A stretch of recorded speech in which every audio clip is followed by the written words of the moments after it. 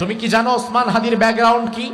ওসমান হাদির পেছনে কারা আছে তোমার তো ধারণাই নাই। ভিডিওটি কেউ স্কিপ করবেন না, সম্পূর্ণ ভিডিওটি শুনবেন।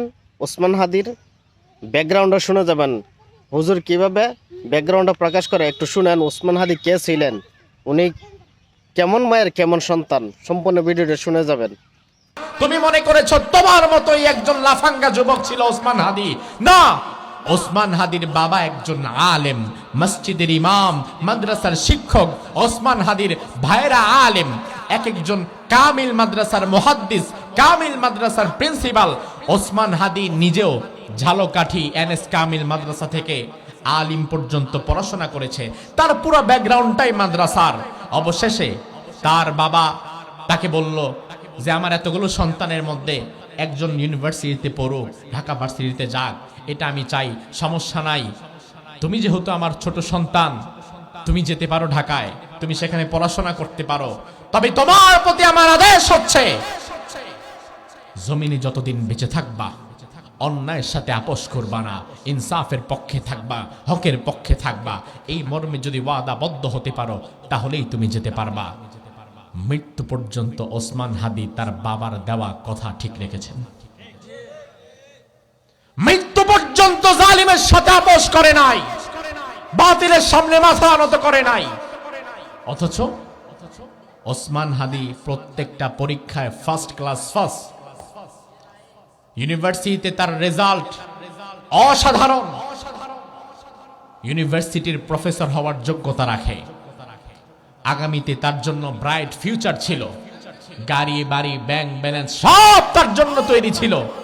এই সব বাদ দিয়ে শাহাদাতের ঈদগাহে শামিল হওয়ার মতো ঈমানি শক্তি কোত্থেকে পেল? ঈমানি শক্তি পেয়েছে তার বাবার কাছ থেকে, তার ভাইদের কাছ থেকে, কোরআনের কাছ থেকে, ইসলামের কাছ থেকে। কারণ তার ব্যাকগ্রাউন্ডটা ছিল কোরআনের ব্যাকগ্রাউন্ড, তার ব্যাকগ্রাউন্ডটা ছিল মাদ্রাসার ব্যাকগ্রাউন্ড। সুবহানাল্লাহ বলবেন না? জাগতিক শিক্ষায় শিক্ষিত হয়েছে, জীবনে কোনোদিন ইসলাম মানে নাই, নামাজ পড়ে নাই, কোরআন পড়ে নাই, হাদিস পড়ে নাই, মাদ্রাসার বারান্দা দিয়েও যায় নাই। এমন লোকের কাছে প্রাধান্য পাবে কি আখেরাত না দুনিয়া? কিন্তু ওসমান হাদির মতো যুবকের কাছে প্রাধান্য পেয়েছে আখেরাত, কারণ আখেরাতের মর্মটা ছোটবেলায় তার বাবা তাকে শিখিয়েছে। ওয়া ইন্নাকা সাতুবতালা, ঈমানের উপরে অবিচল যদি তুমি থাকতে চাও তাহলে অবশ্যই অবশ্যই তোমার উপরে বিপদ আসবে, মুসিবত আসবে, পরীক্ষা আসবে। তার কারণ যুগে যুগে ঈমানের পথে যারা অবিচল ছিল তাদের উপরে জুলুম অত্যাচার আছে না নাই, পরীক্ষা আছে না নাই। আল্লাহর হাবিব হাদিসের মধ্যে বললেন, আশাদ্দুন নাসি বালাআন আল আমবিয়া সুম্মাল আমসালু ফাল আমসাল ইউবতালার রাজুলু আলা হাসাবি দীনিহি। এই জমিনে সবচেয়ে কঠিন পরীক্ষা ছিল নবীদের। কাদের? এরপরে সাহাবীদের। কাদের? হাদিসটা যদি এই জায়গায় শেষ হয়ে যাইতো তাহলে আমরা বেঁচে যেতাম, কারণ এখন নবীও নাই, সাহাবীও নাই। কিন্তু আমার ভাই, হাদিস তো শেষ হয় নাই।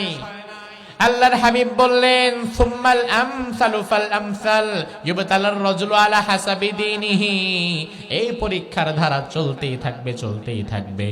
দুনিয়াতে ইনসাফের পক্ষে, ন্যায়ের পক্ষে, সত্যের পক্ষে, নবী রাসূলদের পক্ষে যারা থাকবে কিয়ামত পর্যন্ত তাদের উপরে এই পরীক্ষা আসতেই থাকবে। ওই পরীক্ষা এখনো আছে না নাই? এখন আপনি যদি বলেন, হুজুর আল্লাহ দিলে আমি খুব ভালো আছি, আমার জীবনে কোনো কষ্ট নাই, অভাব নাই, পরীক্ষা নাই। ও ভাই আমার, পরীক্ষা তো হয় তার ক্লাসের ছাত্র হয়েছে যে।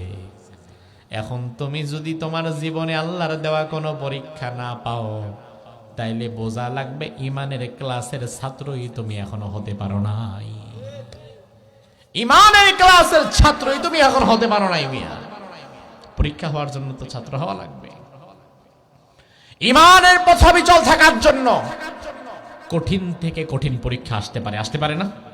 পারে কিনা?